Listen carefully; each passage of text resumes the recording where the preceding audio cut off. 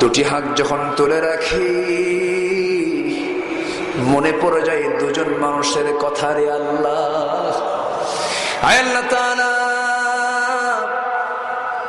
যে দুজন মানুষের মাধ্যম দিয়ে পৃথিবীর চেহারা দেখতে পেলাম রে, যখন মার পেটের মধ্যে ছিলাম কতই না কষ্ট মায়ের হয়েছে রে।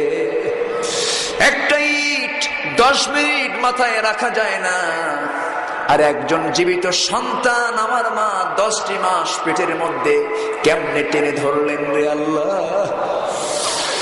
আল্লাহ তাআলা